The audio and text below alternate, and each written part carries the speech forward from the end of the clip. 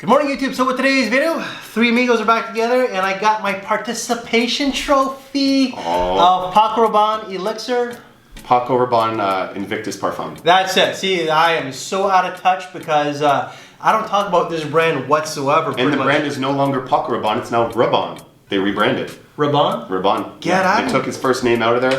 They said, we don't want your affiliation with that, we just want your last name. Well, there you go. Something I just learned. All right, but this was actually launched this year and is classed as an Aromatic Aquatic. You're right. Okay, I gotta admit though, this is actually not that bad. Right. It does have that youthful DNA though. Yep. And you said...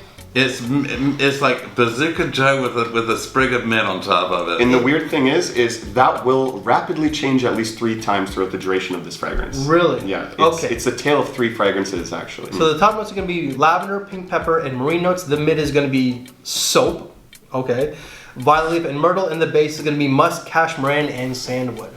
Right. I'm not getting any soap. There is that bubblegummy sweetness though. I feel like there's a citrus in this. Yeah, I thought that there was like a combination of that grapefruit sage combo that you always get with those bubblegummy sweet fragrances. This is really close actually to other Invictus fragrances. So it's like, it's giving you that Invictus feel. Yeah, you're definitely getting the Invictus, but it's much more bubblegummy than it has been in the past because you can actually prescribe a certain bubblegum to it. You know, it's like I can get Bazooka Joe. Yeah, and when you look at the note breakdown, you're going to think that it's going to be the most grown of the Invictus line. Oh no. You know, the interesting thing to this fragrance is, like I said, it's the tale of 3 fragrances. So it does start off like kind of like the bubblegummy sweetness you would get off of Invictus, but does change. And if you want me to describe that, I can definitely go into that. Go into it. I think I've aged out of this one. I think this is same with me. Yeah. So, So- this is a young man scent. This is a young Yeah, man's scent. which is very odd because when you spray this on, that bubblegummy sweetness is what shines. But as this kind of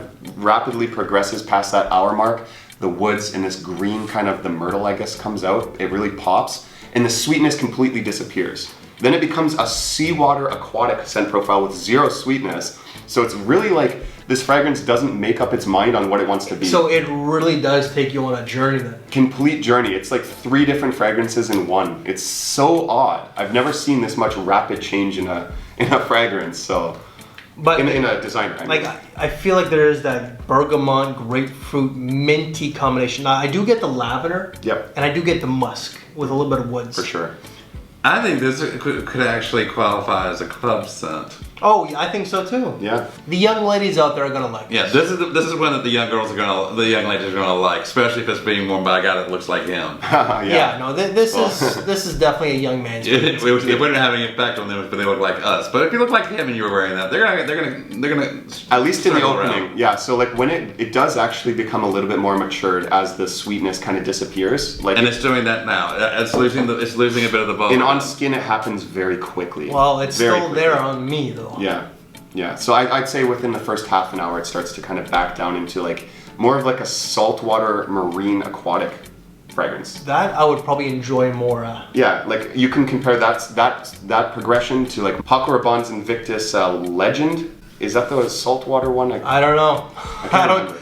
The only time I ever talk about this brand is with you, pal. But you're right. It is changing, and I like the way it is changing. But this is you're definitely not in my age bracket if you're wearing this. For sure. But there's gonna But be, it's a good fragrance. but there will be men our age that are gonna like it, and if they do, there's nothing wrong with it. No, it's not. It's not. If you are in our age bracket and you like it, as you said, there is nothing wrong with it. But when I'm smelling this, I'm picturing a guy in his 20s to mid 30s. This is an everyday fragrance for the spring and summer. But the girl's going, yeah, I like it. Yeah. I feel it's more of a spring fragrance than a summer scent, though. I can see what you're saying. I see it going from spring to summer to fall.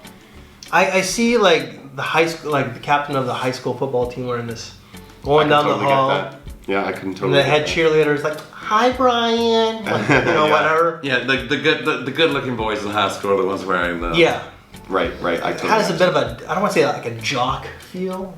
I know that the marketing has like, generally has like a good looking young guy who's shredded. Yeah. But it feels like it's someone athletic would really appreciate This guy's looking for something, and I'm not going to say what it is. Oh yeah. Just looking for a little tail. Yeah. Yeah, he's looking for some tail. Yeah, I like this fragrance, but the one thing that really confused me is the tale of three fragrances. I feel like it doesn't really make up what it wants to be or what its target audience is. It's kind of scattered in that sense, which is fine. If you like Invictus, you're gonna like this. It's trying to be everything for everybody. And do you think they accomplished that? So Ross, I have to steal his quote. He said that it's the highlight reel of the Invictus fragrance because it kind of combines all the Invictus fragrances into one. I thought that was the perfect way to describe this because it really much does that. Like I get Invictus Platinum, I get the original Invictus, I get Invictus Legend, everything kind of definitely combined into the one. Invictus DNA is definitely there. Yeah. But this is like it's been made a little slightly more youthful than.